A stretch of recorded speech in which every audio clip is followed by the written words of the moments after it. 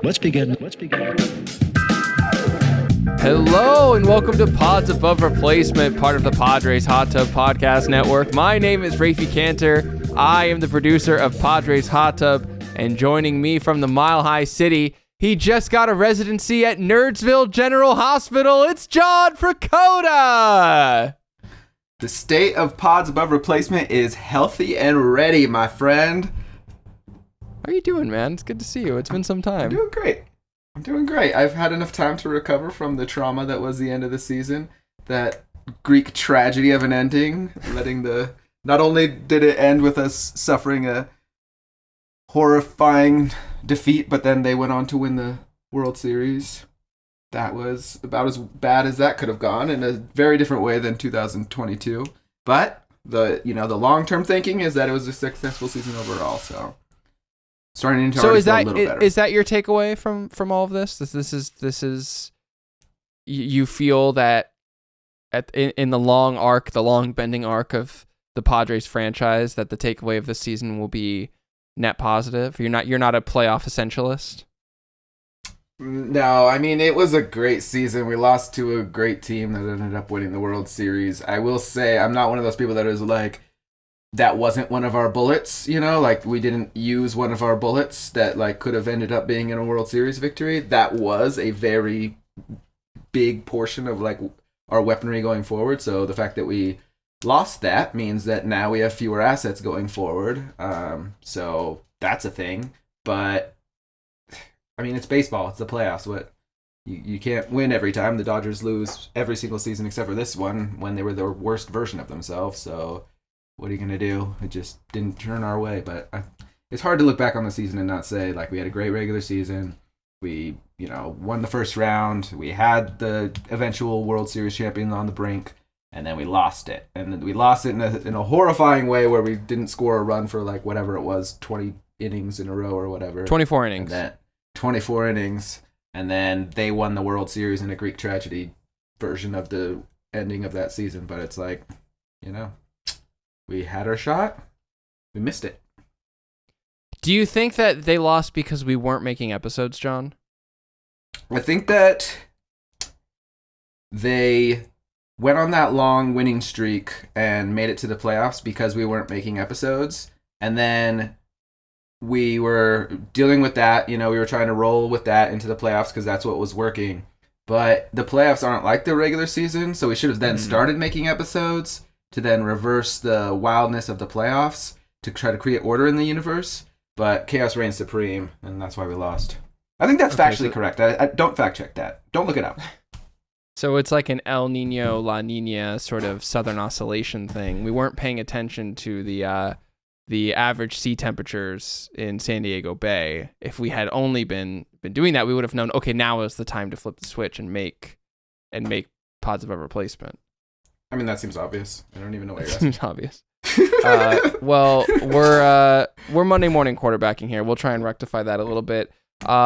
We haven't done a show in like 7 months. So we were talking of like, what do we want to talk about today? And we just like, John shot me 3 topics and I was like, cool, let's just talk about all of them. Like, we don't need to have like a central theme. Like we're playing catch up. There's obviously like so much that we could be talking about from this season. But the first topic we're going to cover today is something that I'm particularly interested in. And that is what, John? That is whether Jurickson Profar, a pending free agent, a overarching question on whether we will sign this player who is playing a position that we are in need of, is actually good. Is he worth paying a substantial amount of money to, because he is going to get a at least semi-substantial amount of money? Yes. So we're putting aside the question of, like, can the Padres afford to pay him? That's not what we're trying to answer now. That's for different people. That's for Josh Stein to figure out. That is not for us to figure out. For what is for us to figure out is, if he's going to be worth the money that someone is probably going to pay him. And so, let's review, John. Like, before 2024, who was the Jurickson Profar who we knew, who we had tons of tape on? So I'm not going to go into the Roki season in particular because the Roki signing Jurickson Profar was just the dumbest thing I could ever think of. It's the worst player for Coors Field. Like, legitimately the worst possible player you could have in left field in Coors Field. So that season doesn't count. Wipe that one off. Can you explain that a little bit more? Like, why he was so specifically bad for Coors? Okay. So you're playing in Coors Field. The archetype that I would say for what you want in Coors Field is specifically Fernando Tatis Jr. They have a facsimile of Fernando Tatis Jr., which is Brenton Doyle, and he is in center field, and he is a great Coors Field player. Why? Because, one, you go to Coors Field, automatically you get about a 15% strikeout buff, meaning your strikeout rate drops by about 15%. So, if you're somebody like Profar, who does not strike out very often, if you strike out like, say, 10% of the time, and you strike out 15% less, you're only dropping 1.5% in terms of K rate. But if you're a player like Tatis or Brenton Doyle, who have high strikeout rates, you're, in the 30s or higher percent, then that's 1.5 times 3, right? That's 4.5%. And so that's a bigger drop from a magnitude standpoint. Not only that, but Brenton Doyle and Tatis are trading those strikeouts, those worst possible events, those strikeouts, for hard hit balls because they swing hard and they hit the ball hard. And so Profar was trading 1.5% of at-bats that were normally going to end in strikeouts for not hard hit balls, whereas Brenton Doyle and Tatis are trading 4.5% of strikeout, terrible at-bats, for hard hit balls. And that's in a park that makes your hard hit balls play out better. So you're getting more doubles, more triples, more home runs. They also have speed, which means they can take the extra base, which means they can cover more acreage because Coors Field has a ton of acreage. They have strong arms, which means that they can take another base away in a field where people can take more bases because it's so big. Profar does not have a strong arm. He has an accurate arm. He doesn't have a strong arm. And so no speed, doesn't hit the ball hard. His value is based on walk rate and K rate rather than hard hit balls. I don't understand why you would have him in Coors. It makes no sense to me. Yeah, and just again to get even more granular about this for our audience, the strikeout rates in Coors drop because the pitch shapes flatten out and the balls are a little bit easier to hit. Correct. Correct. And so it's like obviously not as dramatic as this, but if you're taking it to the 100th degree, every pitch is a little bit more like batting practice than in Petco. And so who are you could just basically do that. Like, who are the people that put on a show in batting practice? They're probably going to kill it in Coors, but obviously at a smaller rate than that because that's a dramatic example. But batting practice players with speed, good arms, those are probably going to be good, valuable players in Coors. Profar's not what you would say is that at all. This is a future episode, but maybe we need to talk about what would happen if we put a franchise in Death Valley or like the Dead Sea or something that's somewhere super far below sea level, and then you just stack it with pitchers. I mean, never mind the concerns about needing to have drinking water and other, things that would sustain a population center or anything like that. But just think about the pitch shapes, John. That would be we'd be like Airbender there. If there's enough atomic bombs that fall, does that create divots that are large enough that you could then put stadiums inside? Now we're talking. And people are all twisted up about steroids. Imagine radioactive players coming. Was that Hills Have Eyes? Hills Have Eyes baseball? I'd watch that. Yeah. I mean, who's to say what's going to happen in the next 20 years? Baseball will soon be played in the disputed lands, like in season 3 of Brockmire, or season 4, whatever it was. Okay, so, but John, you've done a great job of elucidating exactly who Jurickson this makes sense. Exactly who Jurickson Profar was. Someone who can't field, can't run, plays a non-premium position. Of course, he was originally, when everyone thought he was the best prospect in baseball, going to play a premium position. That didn't really pan out. And then his only value comes from the bat and that gorgeous, gorgeous smile. So basically, you had a, fair to say, kind of, we love Jurickson, but unremarkable player up until 2024. Yeah, let me put some numbers to it because we're nerds. Okay, so he was basically an average hitter, maybe a little bit below average, but everything he like, how did he get to that average hitter? You know, how did he get there? He did not get there by hitting the ball hard. He had a BABIP that was 273 when the major league average is around 300, which means 1, he's slow, and 2, he doesn't hit the ball hard. His ex-Wobacon, or as everybody on the Discord likes to call it, is ex-Wo-Bacon, was 331 when the average is 370, which means that, you know, he's 40 points lower in terms of making contact, in terms of what his WOBA is after he makes contact. So he's not hitting the ball hard, he's not hitting the gaps, he's not hitting homers, but how did he make up for that? His K percent was 7% less than average, which if your K percent is 7% less than average, even with a low BABIP, your batting average goes up 20 points. So just by not striking out, his batting average is artificially inflated by about 20 points. So, I mean, his batting average was always, we would make the joke, around 220. It should be about 200, at which point he's not even a major league player, right? If he strikes out at the major league average, he's not a major league player because he's batting 200. Same thing with walk rate. His is about 2% higher than average in terms of walk rate for his career, which means that his OBP goes up 20 points immediately, just off the bat, 20-point addition, right? And so his career OBP before this year was 329. If he didn't walk at that rate, it would be 309, which would be not a major league player. So basically, he was not getting to that major league average based on any of his contact. It was just the fact that he was not striking out and he was walking enough. And when he hit it, you were hoping that it would bloop and drop in. And so that's the player that he was before this year. And I think that you wanted to go into the player that he was this year in particular. Yeah, because we're going to break down sort of maybe the why behind why this year was just so different. But just to put some numbers on it, now I'm going to throw some stats at you. These are year-to-year changes. So these are qualified hitters in terms of their stats from 2023 to 2024, what their year-to-year change was. And this is for all of Major League Baseball. This isn't just the Padres. This is all of Major League Baseball. So in terms of hard hit percentage, Jurickson Profar was number 1 in baseball from 23 to 24 in terms of the highest increase in his percentage of hard hit balls.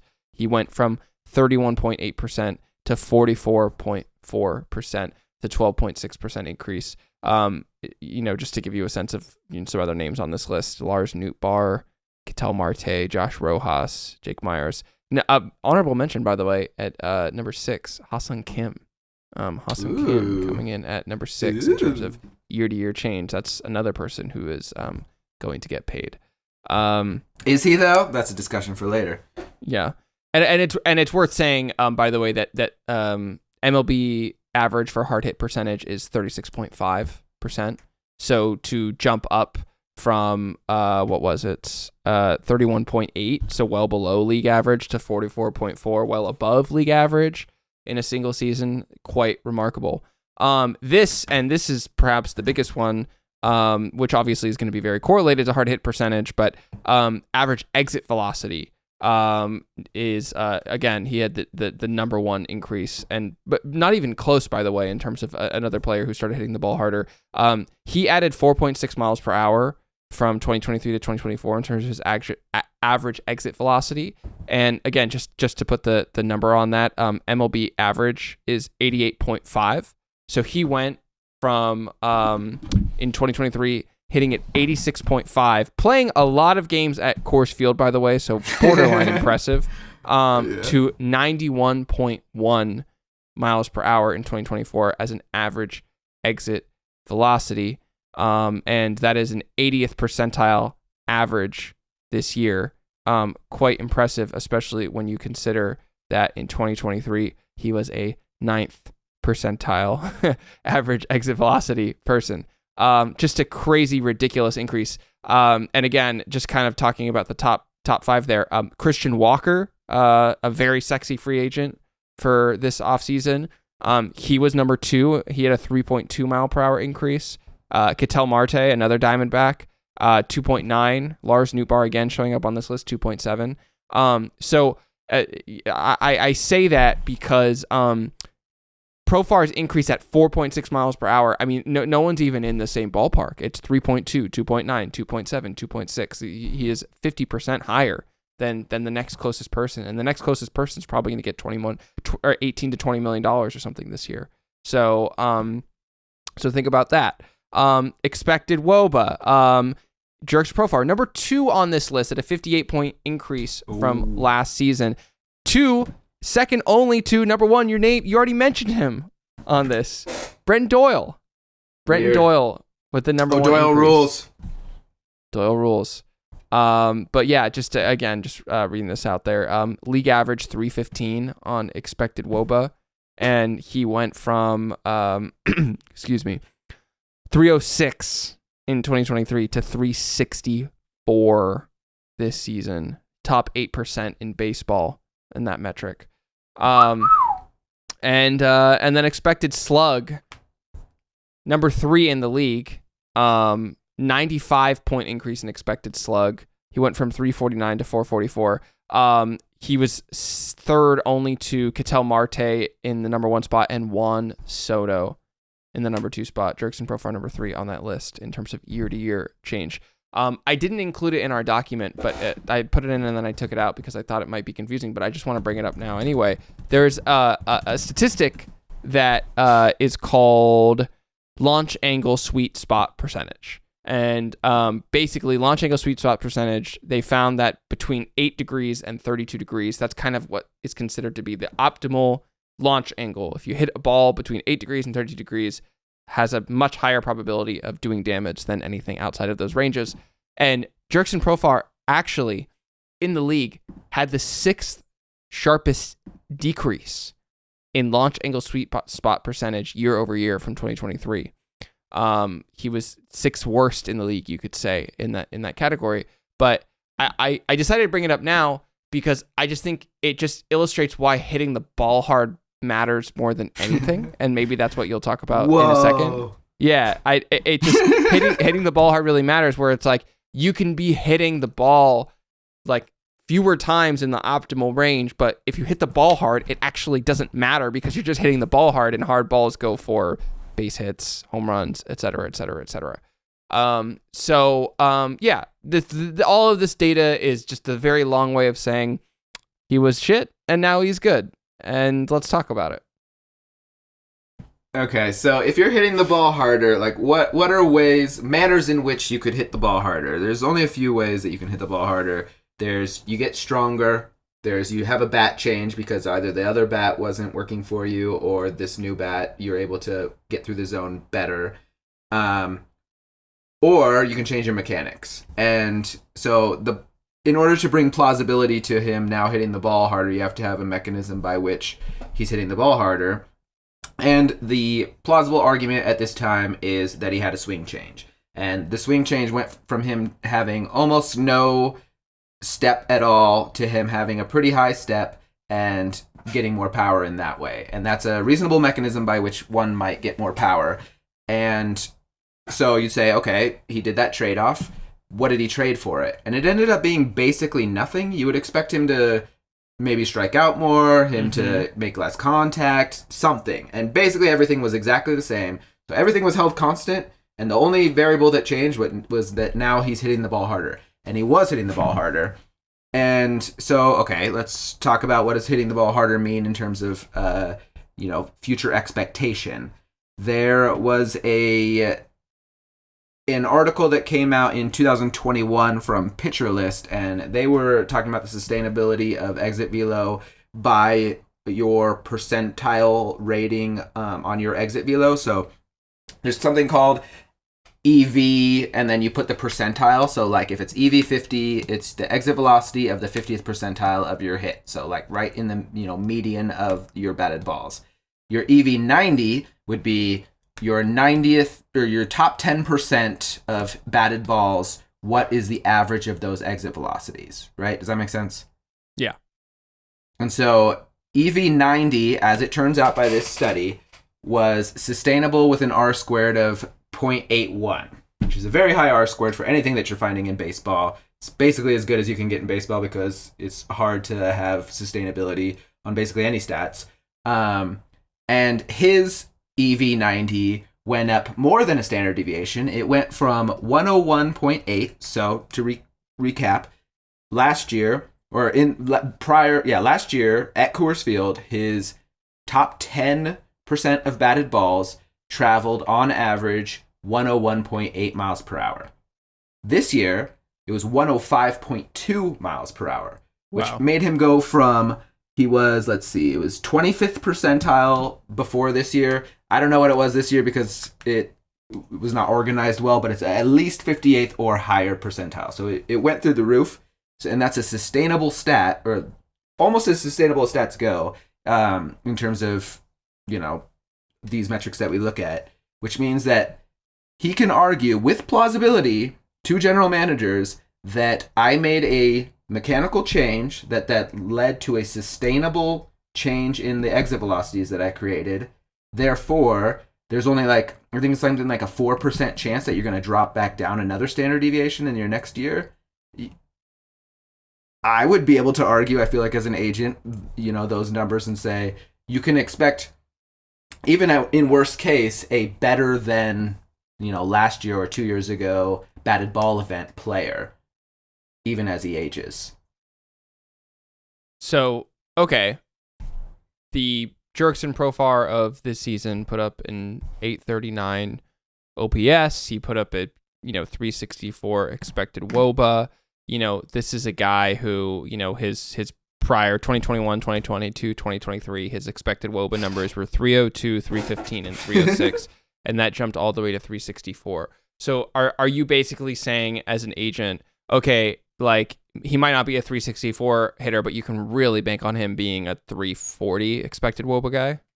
I mean, if you're an agent, you'd probably argue that he has a new baseline, which is he made this mechanical change, and this is what his numbers were, and these numbers are whatever you said, 364.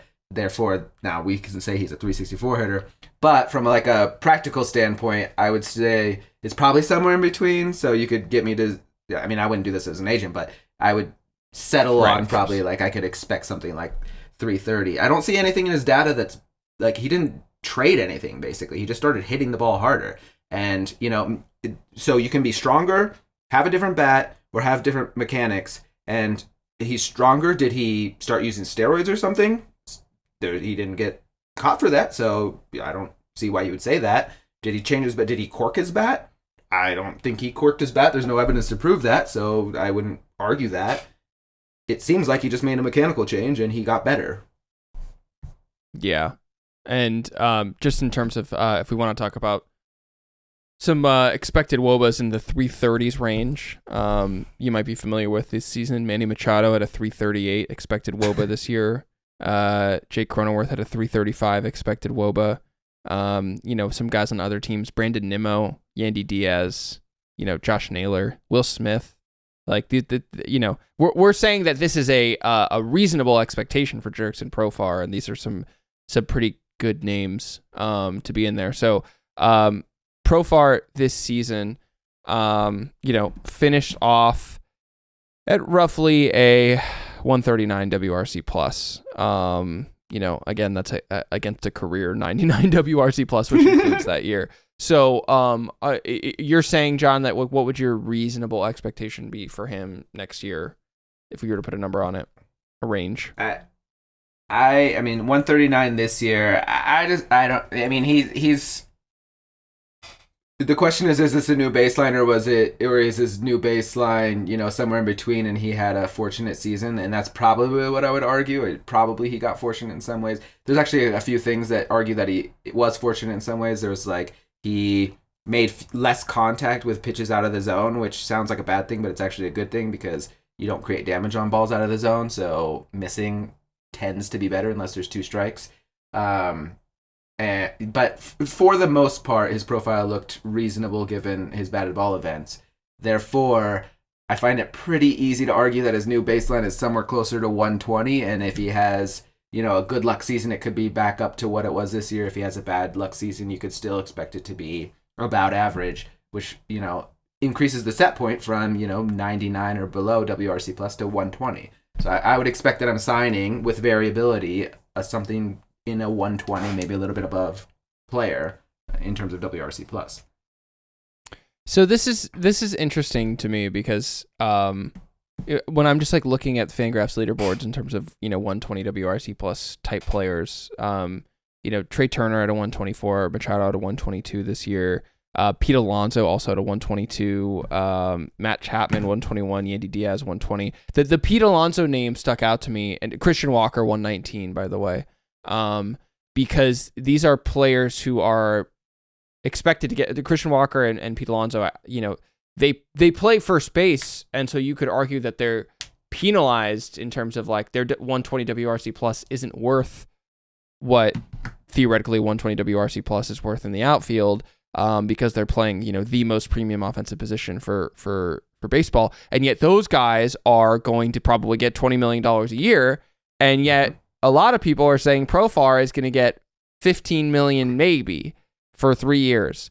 So would you then argue, I'm now leading you on, so please stop me if this is a lot we're going. You're down leading me on? fallacy. Nice. Yeah. Everybody, we're both married. Don't. Yes, he's not leading me on. But if we start to get into straw man territory, just tell me. But are you trying to argue that Jurickson Profar is undervalued? Actually, I think yes. I think. Well, I mean, it depends. I don't know what the actual market's going to be, but I think if you're saying that he's worth less than $10 million, then you're definitely undervaluing him. Sure. I would say that there's, for all of those players that you named, every single one, there's a much larger sample size, and anybody who's paying money wants to see a sample size, because it could also be that he changed his baseline from a 95 WRC plus or whatever it was before this year to a 110, and he had some fortunate events. He faced pitchers who left him over the middle of the plate a little bit more than average, something like that. And he just had a 139 due to, that variance. And if you do it over 3 years, then he's actually like a 105, 110 WRC plus player. That is a very valid argument. That being said, based on 1 year of data, that's what I would guess the midpoint is, and therefore I would be willing to pay on a short-term contract more than $10 million for Profar as a Padres, like for the Padres specifically. Because there are teams that I would think that he basically becomes a veritable DH, in which case I don't think that he's very valuable at all.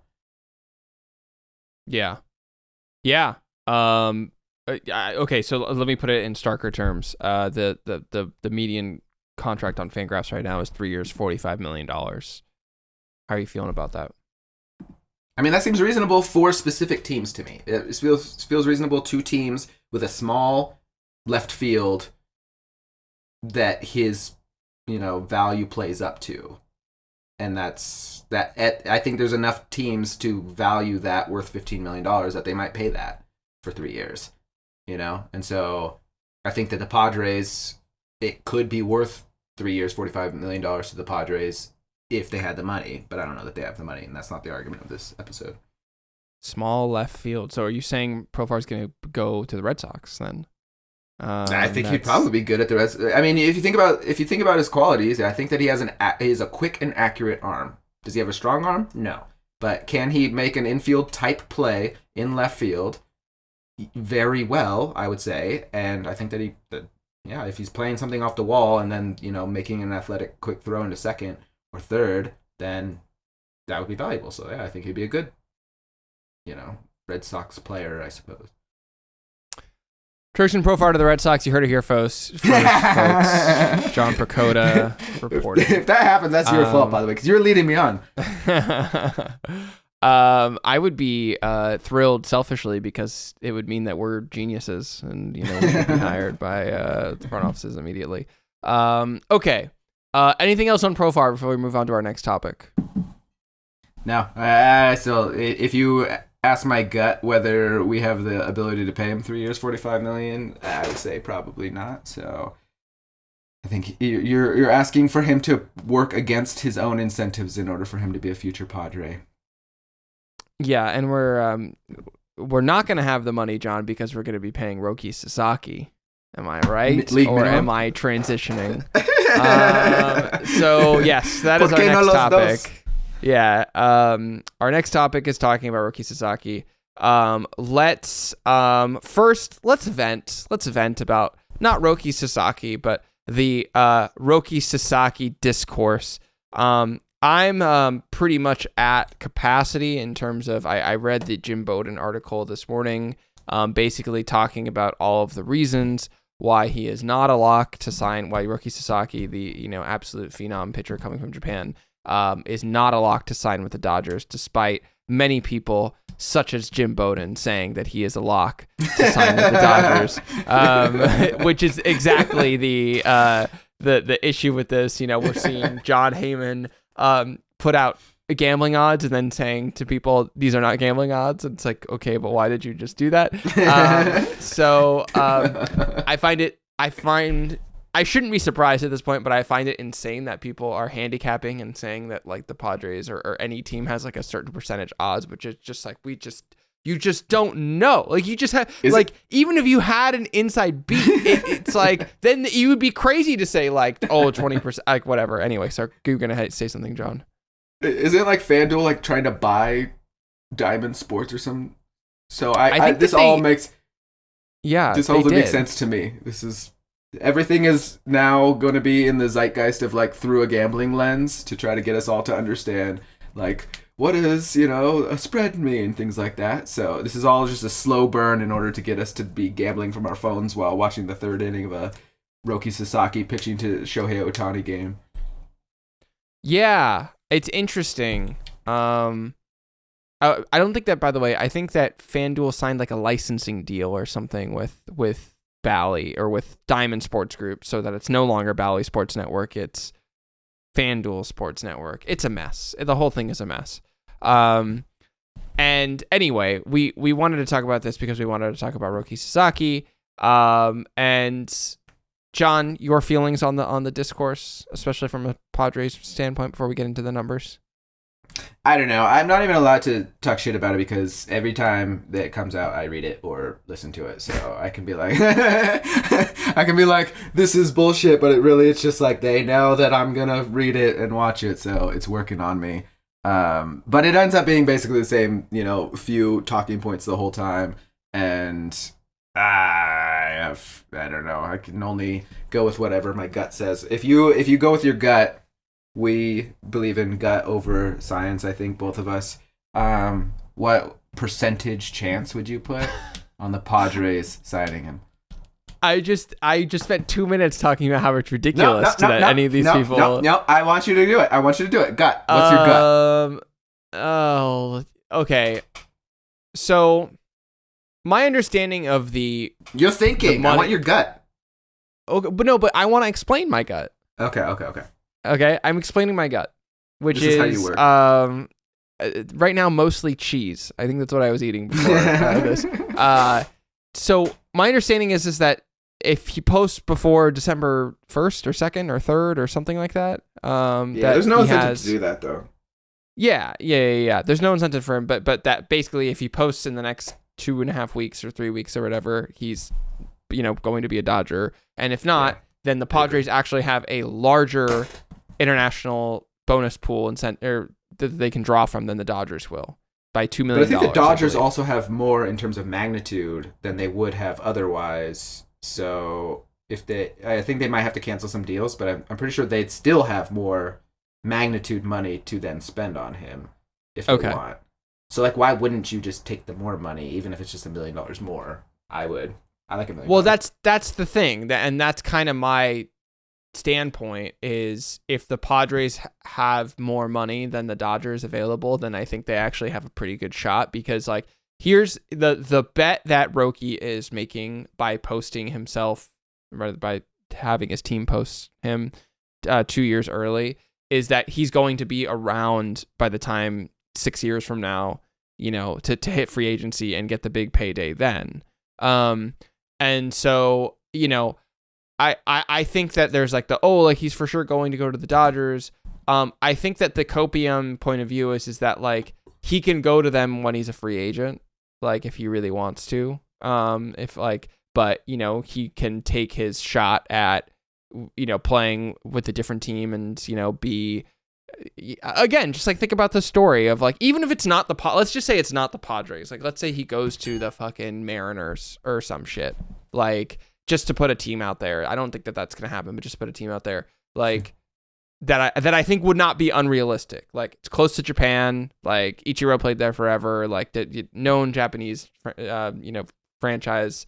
And the narrative there is they've never won a World Series. Like you can come and help them, to be the first ever and, overcome their, vaunted foes, the Astros, and, hated Astros and AOS. You can spin a narrative for any team. I think the very cynical part of me is like, why wouldn't he go play for the Dodgers? Like, everything adds up for him to go. Like, he wants a ring. He doesn't. I don't think players think of like the ring chasing thing in the way that like fans do. Like, I think they're like, a ring's a ring. I want a ring. Also, I think in baseball, the ring chasing argument is probably the least compelling one out there because it has the dumbest way of choosing its people who win the ring. In terms of its small sample size to the nth degree.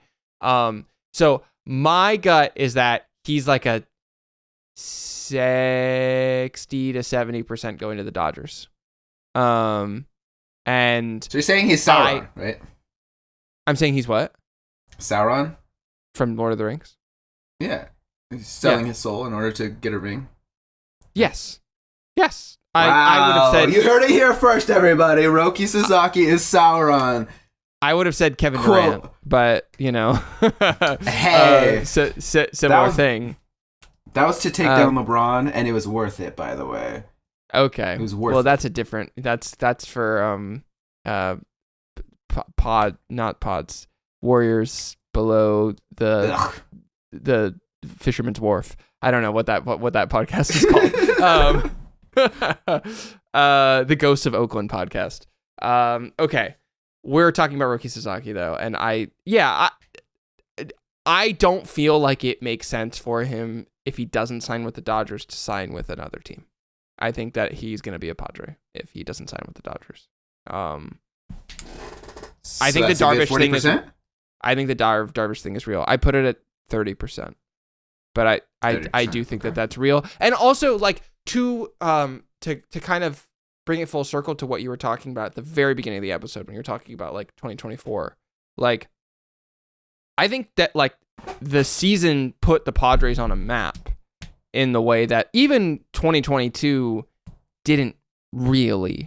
Like, I think that like 2022 is like. It was great for us to beat the Dodgers, but like I don't think that like legitimized the franchise in the way that this season legitimized the franchise, even though they didn't win it all in this season either. And in a way, I think the Padres are better positioned to make the argument to Roki now than they would have been after 2022, if that makes sense. And I think a big part of that is like Jackson Merrill too. Like just like that, like we have 2022, it was like we are pushing the chips in all the way for right now, and like that's what we're doing.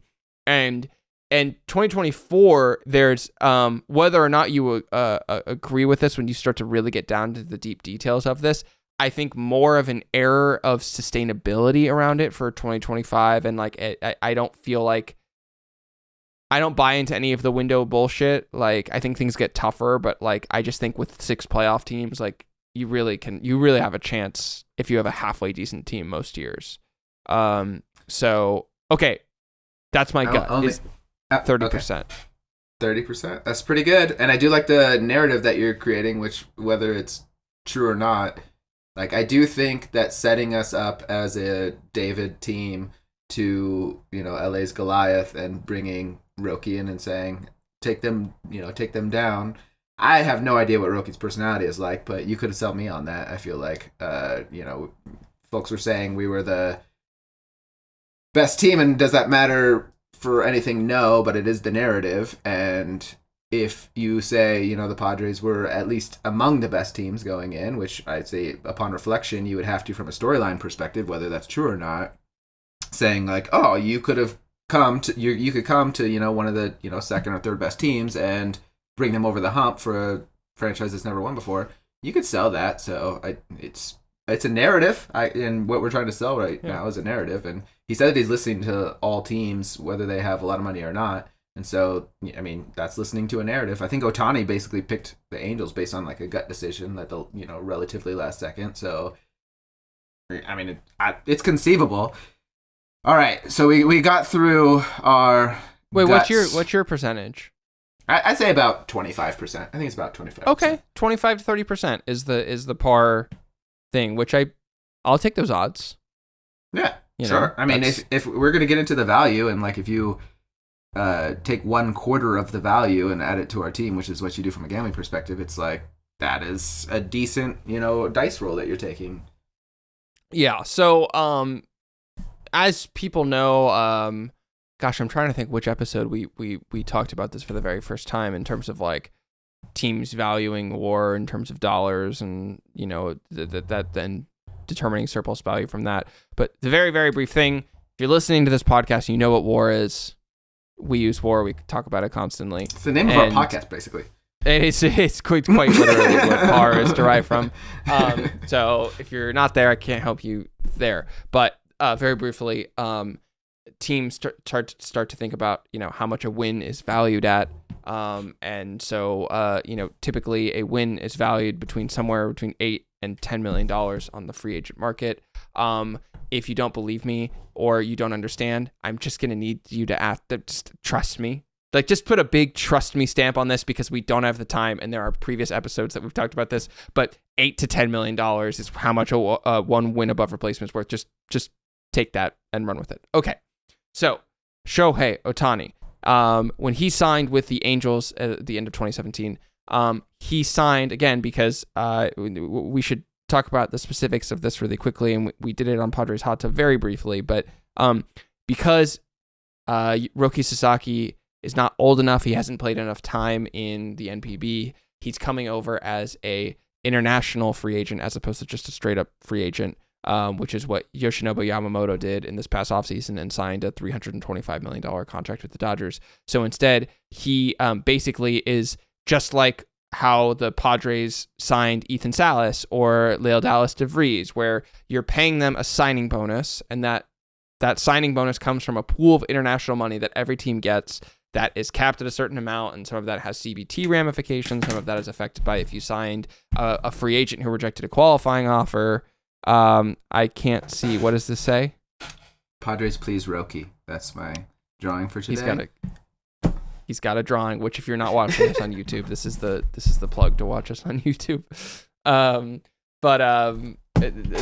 Much in the same way that Ethan Salas and Leodalis DeVries, they just happen to be in the minor leagues now. But when they come up to the major leagues, they will, like any other player who comes up, is drafted in Major League Baseball, have 6 years of team control, of which 3 years of them are pre-arbitration, 3 ARB years, and then he will eventually reach free agency. That's exactly what Shohei Ohtani did when he came over in 2017. So Shohei Ohtani signed for $2.3 million with the Angels. He had 3 pre-ARB seasons, which totaled $1.9 million in salary. He also had 3 ARB years, during which, during arbitration, he got paid $38.5 million.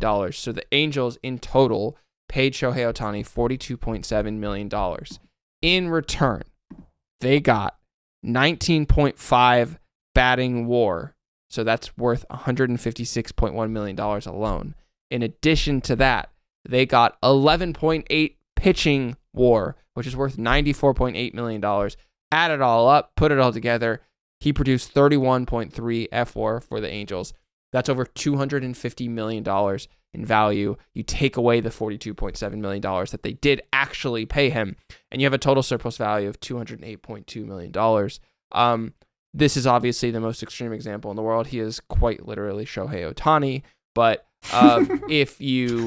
this is just to illustrate what we're talking about here in terms of the opportunity that Roki Sasaki presents. You are getting a fully cooked player who is not just like, this is like a fully cooked guy who's ready to come to the big leagues, but like a fully cooked, like one of the best prospects ever coming and ready to go to the big leagues. And we've heard some names bandied about in terms of comparisons. I think probably the best one to compare him to right now is one of his fellow free agents, Corbin Burnes.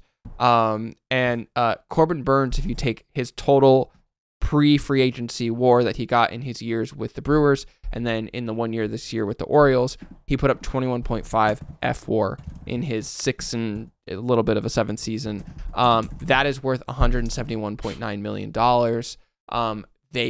Those two teams paid him $34.2 million, for his services. So his total surplus value is $137.7 million. So even if you're, not, you take away the fact that Shohei Ohtani is a two-way player, and you're just talking about a pitcher who is one of the best pitchers in the game right now, which is what Roki Sasaki, by all accounts, is, able to do. He's still producing $137 million in terms of surplus value. Corbin Burnes threw 900 innings pre-free agency, which is part of the reason that he generated so much WAR, is that he was just a very prolific, productive player. And John, what is the one concern that a lot of people have about Roki Sasaki? Durability. Ding, ding, ding. You got it right. People are worried this guy throws 103 miles an hour. Is his elbow going to explode at some point? Who is to say?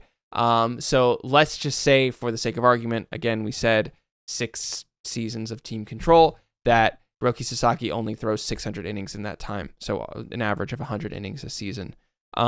That is still $91.8 million in surplus value if he has the same level of production as Corbin Burnes. And just for reference, a 70 future value prospect on Fangraphs is rated as being worth approximately $85 million of surplus value.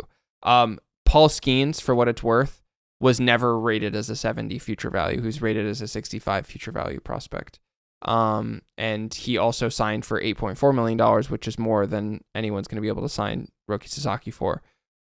So let's just say that, he's a 70 future value prospect. Probably, I think you can safely say that in terms of how you value him. $85 million of surplus value that the Padres would be getting if he were signed. I mean, it's franchise altering. Even if you're getting 100 innings of that a year, one of the things we talk about on Padres Hot Tub is you got to cover 900 innings from the starter. You know that you need 900 innings. Where are they going to come from? What's the equation? And we're talking about Matt Waldron and Johnny Brito and Randy Vasquez. And imagine if you just dropped 100 innings of Roki Sasaki in there, and it costs you basically nothing. And that's just for the regular season. It's also, I would say, a price, an evaluation that is higher than what you would normally pay for somebody if they can give quality innings, even in short spurts in the playoffs. And he would be one of those players that, even if you're just asking for 4 innings because he's, maxing out every single pitch, it's still, 4 innings of, 90th percentile or better pitcher innings that you could then go to your bullpen and do whatever. But that's a valuable player from a playoff perspective, which I would say is our goal at this point. Yeah, and so, John, you went to the fuck machine, right? And you looked some of these numbers up. I did go to the fuck machine, and the fuck machine says that Skeens has a future or a surplus value right now of $88.7 million, and that's despite the fact that he has lost a season of eligibility. And he will if he, I think, qualifies in the top 2 of Rookie of the Year, which he will. And then Merrill is $78.2 million surplus value, and that's despite losing a year of rookie eligibility. So you're talking basically just adding a Skeens or a Merrill to your team. Plus, he's also eligible for that Rookie of the Year draft pick, which has been rated as worth around $10 million in the past. So if he wins, which is obviously not a guarantee, but whatever percentage of the likelihood of him winning, which I would say is probably about 50% or more, that's still $5 million in terms of expected value for him that you can just add on to his surplus value when you sign him. So it's just if you're talking about making the Padres actual contenders, not just contenders because any team can be any team in the playoffs, but actual, we are as high of a quality of a team as the Dodgers, we were in the playoffs this season. I think that it would be hard for me to say that with Roki Sasaki we would not have a top 15 players of your roster, playoff roster, that at least rivals the Dodgers in a playoff series, barring health. Yeah, it's kind of ironic because I think that if Skeens does not win Rookie of the Year this year and Merrill does, you can probably make the argument that like no pitcher should win Rookie of the Year if Skeens doesn't win this year, because it's like, what else? I get the durability argument, but just like the way that teams treat rookie pitchers at this point, I can't see very many rookies amassing more than 130 something innings or whatever Skeens had. And so at that point, in this weird twisted way, if the Padres, let's say the Padres sign Roki, then if Skeens wins Rookie of the Year, then that bolsters Sasaki's Rookie of the Year case. And if he doesn't win Rookie of the Year, then that kind of eats into Roki Sasaki's potential case. But this is all hypothetical monopoly money that we're talking about anyway. Now, in this scenario, we've already signed Roki Sasaki, and there's no lose. We either get a draft pick now with Merrill, or we'll get one next year with Sasaki. And I'm chalking it up. Sorry, I already wrote it down. That's fair. Okay, well, speaking about next year, and speaking about our chances of putting together a team that can contend, you just sent me a thing that I had initially misinterpreted, which was let's talk about Xander and Cronenworth positionally. So tell me what you wanted to talk about. Oh, what I originally wanted to talk about was I think I sent you a text that was like the Michael Scott snip snap snip of moving Cronenworth and Xander back and forth between shortstop and second and first. And I think how you interpreted it was where should we play Xander and Cronenworth, but what I actually meant was how much value are we losing if we're moving X and Cronenworth up the totem pole. I always forget if you're allowed to say totem pole or not, but I'm in Colorado where that matters a lot. But up the whatever is there a new term that we can use in lieu of totem pole? Up the positional. Oh God. I'm just not going to say anything. Go ahead. Up the positional spectrum.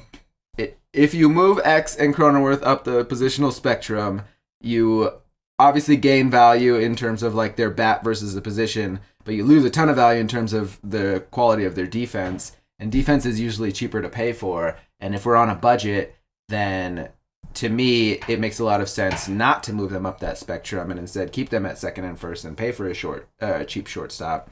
But there's, I would say, three main arguments that you could make. This one that I just made, which is keep X at second and Cronenworth at first, and then sign a cheap shortstop who at least can field the position defensively, and you can slot into that 8 or 9 role in the lineup and be a, C version of Ha-Seong Kim's A version of shortstop. We'll call that I don't even know. It's better than Nick Ahmed, but Nick Ahmed shortstop. And then the second one is, move X to shortstop, move Cronenworth to second, and then Arise or whoever can play first base. And 3 positions of defense got worse, which I would argue is very valuable to lose 3 positions of defensive value. And the counter argument to that would be it's easier, it's cheaper to sign a DH or a first base bat, and you could, make up those defensive value in terms of lineup viability, so you could have whatever first baseman that's slightly more valuable than, I guess, Nick Ahmed's bat, but you're losing 3 defensive positions of quality in exchange for that.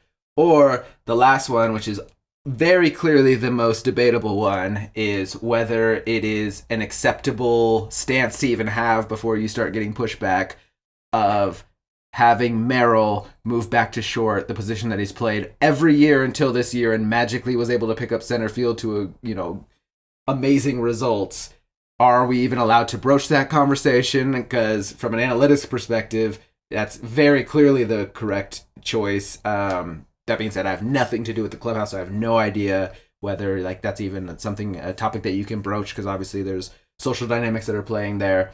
But from a position spectrum, if he is able to succeed at shortstop and then you get to keep X at second base and Cronenworth at first base, then solving either the center field problem or the right field problem if you move Tatis is way cheaper than, signing an actual shortstop who has a quality of bat, as that is similar to, like, say, a right field bat that you're going to get. Those are the three main arguments. Those are the ones that I want to set up, and then I just want to know your feelings on the matter. Well, okay, and because we were texting right before we recorded, and I hear you on the, like, why Merrill to shortstop makes sense. I think that then I shot back, well, then just why not Tatis to shortstop? And and you had said, well, Merrill would move to shortstop and Tatis would go to center, and that was less disruptive than Tatis to shortstop. And I have further questioning about Merrill at short, but I just wanted you to attack that first. Yeah, well, I mean, in that, like, decision tree, to me, Merrill to shortstop makes way more sense than Tatis to shortstop for a bunch of reasons. One, he's healthy. He's played it more recently. This year, he was playing it until spring training. He is not, multiple years off of playing the position at a variable rate at the major league level. So it's like a quick transition back to what he was doing earlier this year. Whereas now you're pushing Tatis over Merrill to shortstop. From an agent perspective, if I'm Merrill's agent, I'd be a little reticent to let Tatis pass him in that spectrum because I want to make the most money for Merrill. And as a Padres, I think that trying to make the most money for your players also makes sense. So if I'm Merrill's agent, I would say, yeah, I at least want to put that on your resume that you have the capability of playing shortstop at a major league level. So let's at least try for that. And then it could very conceivably be that Merrill would say, no, I don't want to do that because I feel comfortable in center field. So I don't know about that variable.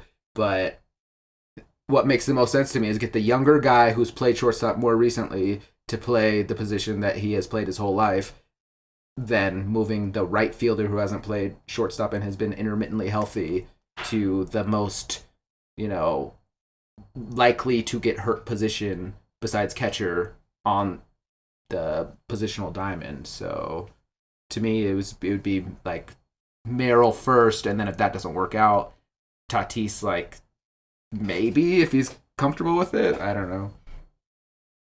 Yeah, I mean, well, this goes to my second question about the Merrill thing, which is that in the most recent, i.e., end of 2023, beginning of 2024 prospect rankings, when it was not yet known that Jackson Merrill was going to be playing center field, some of the write-ups around him were that, like, yes, he plays shortstop, but he doesn't play the position particularly well.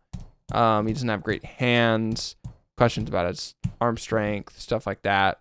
So then that becomes my questioning back for that decision tree, essentially, is like, okay, we're doing this in some way because we think this is going to be better, but, like, do you actually think that he would play the position better? And maybe that can get into your argument about Xander not being that good.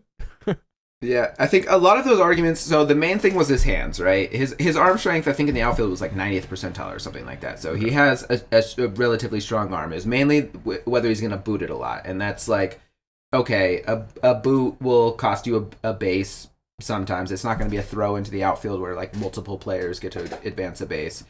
And it's, that's just, can he play the position well enough? That's a very valid argument. And if it doesn't work out, it doesn't work out. I understand that. I also don't think that that's an eliminating factor for somebody who is still currently, however young he is, like, 23 years old now, or 22 years old. He's going to be next year, I think. So one of the arguments was that he's going to grow out of the position.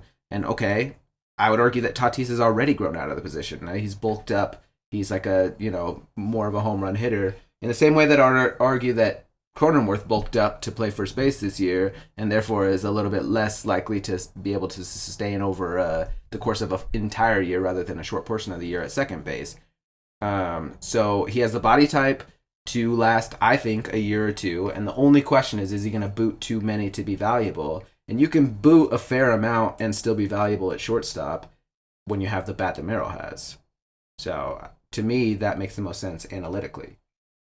Yeah, and just to kind of get at you could sign a cheap shortstop argument. Here are the 6 players that MLB Trade Rumors has listed as shortstop free agents this year. Willie Adames, who obviously is going to get $1 kajillion. Ha-Seong Kim, who's also going to get a lot of money, not $1 kajillion, but he'll get a lot of money. Nick Ahmed, aforementioned, hashtag bring him home. Tim Anderson, which, I mean, that's a whole other. That's another can of corn. It'd be fun. It would be fun. I mean, if they could fix Tim Anderson, this team could do anything. The 38-year-old Brandon Crawford, as an option. And then 30. This is probably the only player that actually, maybe you could really have a real conversation about. Paul DeYoung. Paul DeYoung is definitely the one that I would say. Yeah, he is. Coming off of he's 31 years old. He's coming off finishing the season with the Kansas City Royals after starting the year with the godforsaken Chicago White Sox. And Paul DeYoung this year put up 1.7 WAR, had a 95 WRC plus, playing pretty good defense at shortstop. He played a little bit at third base as well, but mostly played shortstop. Spotrac, the financial website where I pulled all of the numbers about Shohei and Corbin Burns and all that stuff. They have his market estimate at $4.7 million this year. I would do that in a second. You could sign me up for that right now. I would do it immediately. He plays a good defensive shortstop, and he pulls the ball down the line, so he's like a Higgy clone, which works at Petco. So sign me up. I'll do it. Yeah, and I'm kind of in the I'm in the same camp. I to be honest, like, again, like we're not talking about personality, chemistry, social dynamics, social pressures, et cetera, all of which point to Xander being the shortstop this season, which is probably what it's going to be. But I think you say that the Merrill argument is probably the most sound in a vacuum. To me, it's the Paul DeYoung argument. I think it's like one guy though. Like, who else are we gonna like? Okay, if we're able to get him for $4.7 million, then I agree. That I also would choose that first.